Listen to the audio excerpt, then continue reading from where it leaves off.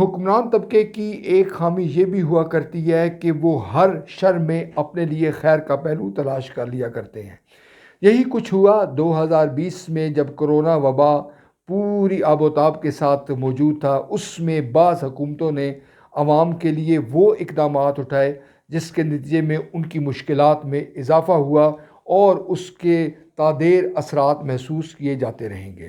اس ضمن میں آج کے ویلاگ میں بات کی جائے گی۔ میں ہوں ملک ظہیر بابر۔ اگر آپ نے چینل سبسکرائب نہیں کیا تو آپ سے درخواست ہے کہ آپ اس چینل کو سبسکرائب کریں۔ ناظرین، ایمنسٹی انٹرنیشنل نے 2020 کے حوالے سے رپورٹ جاری کی ہے کہ کس طرح سے کرونا وبا کے دوران بعض حکومتوں نے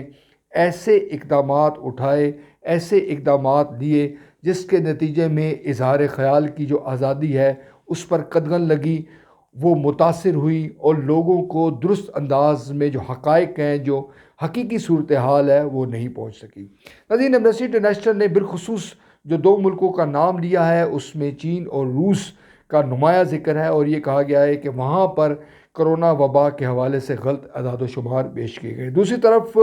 اس حقیقت سے بھی صرف نظر نہیں کیا جا سکتا کہ جو مغربی دنیا ہے وہ ان دنوں میں یا کچھ عرصے سے روس اور چین کے خلاف مورچہ زن ہے، اور میڈیا کے ذریعے ایسا پروپیگنڈا کیا جاتا ہے کہ ان دو ملکوں میں جو حالات زندگی ہے، جو اظہار خیال کی آزادی ہے، وہ بڑی حد تک متاثر ہو رہی ہے اور وہاں پر درست معلومات عوام کو نہیں دی جا رہی۔ ناظرین، حقیقت یہ بھی ہے کہ جو ترقی پذیر ممالک ہیں ان میں جو ریاست کا یا جو حکومت کا مفاد ہے وہ اولیت حاصل کرتا ہے، اور جو عام آدمی کا مفاد ہے وہ متاثر ہوا کرتا ہے۔ یعنی لوگوں کو حقائق سے آگاہ نہیں کیا جاتا، اور یہ کوشش کی جاتی ہے کہ کسی نہ کسی طرح سے لوگوں کو حقیقی سچ نہ پہنچے۔ یہی وجہ ہے کہ بعض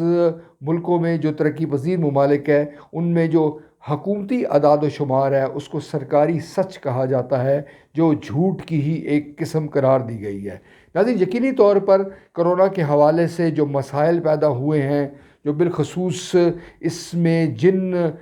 طاقتوں نے یا جن ممالک نے جن شعبوں کو فائدہ ہوا انہوں نے اس وبا کو بڑھا چڑھا کر پیش کیا، اور جو شعبے متاثر ہوئے انہوں نے یہ دھٹوک انداز میں کہا کہ یہ وبا اس قدر متاثر کن نہیں ہے، اس کا نقصان اتنا نہیں ہے جتنا بتایا جا رہا ہے۔ ایمنسٹی انٹرنیشنل کا یہ بھی کہنا ہے کہ سوشل میڈیا کے ذریعے غلط معلومات لوگوں کو دی گئی، سوشل میڈیا کی جو آنے والے حقائق ہیں وہ توڑ موڑ کر پیش کیے گئے، اور ایسے فیک اکاؤنٹ بھی بنائے گئے جس سے لوگوں کو گمراہ کیا گیا۔ دوسری طرف پرنٹ اور الیکٹرانک میڈیا پر بھی قدغن لگی۔ ایمنسٹی انٹرنیشنل نے اپنی تفصیلی رپورٹ میں یہ بھی کہا ہے کہ وہ حکومتیں جو عوام کو کنٹرول کرنا چاہتی تھی، عوام کی جو اظہار خیال کی آزادی ہے اس پر قدغن لگانا چاہتی تھی، انہوں نے اس کو ایک موقع غنیمت جانا اور یہ کوشش کی کہ اس کی آڑ میں ایسے قوانین کا نفاذ عمل میں لایا جائے جس سے لوگ حقائق تک نہ پہنچے، لوگ ان معلومات تک نہ پہنچے جو حکومتوں کے لیے نقصان دہ ہوا کرتی ہے۔ ناظرین، یہ بات بڑی حد تک درست ہے کہ ترقی پذیر جو ممالک ہیں اور جو تیسری دنیا کہلاتی ہے اس میں عوام کا جو شعور ہے، عوام اتنے سیاسی شعور کے حامل نہیں ہے، جس کی وجہ سے اکثر اوقات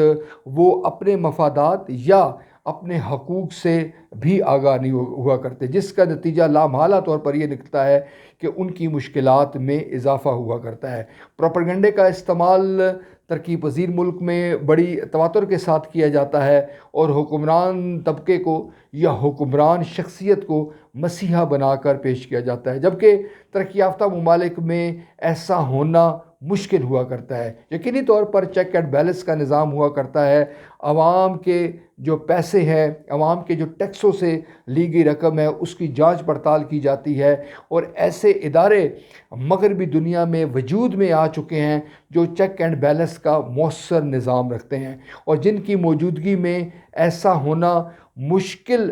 ضرور ہوا کرتا ہے کہ کسی خاص شخصیت کو، کسی خاص نظریے کو عوام پر یوں مسلط کر دیا جائے کہ وہ عوام کے لیے نقصان دہ ہو۔ ایمنسٹی انٹرنیشنل کی رپورٹ پر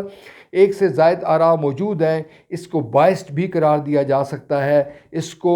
جو مغرب کی جو سوچی سمجھی حکمت عملی بھی قرار دی جا سکتی ہے، مگر اوورآل اگر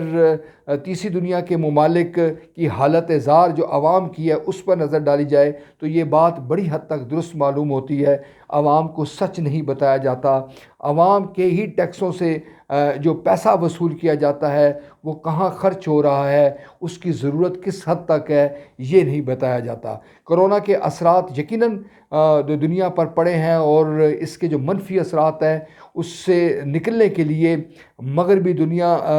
تو آسانی سے اس پر قابو پا لے گی، مگر جو ترقی پذیر ممالک ہیں وہ طویل عرصے تک اس کے اثرات محسوس کرتے رہیں گے، مہنگائی کی شکل میں اور کاروبار کی ترقی نہ ہونے کی شکل میں، لوگوں کو بنیادی ضروریات زندگی کی فراہمی میں تاخیر کی شکل میں۔ غرض کرونا کی جو اثرات ہیں وہ مزید آنے والے سالوں میں ظاہر ہوں گے، اور جو ترقی پذیر ممالک کے حکمران طبقات ہیں وہ اس کی آڑ میں اپنا کھیل جاری و ساری رکھیں گے۔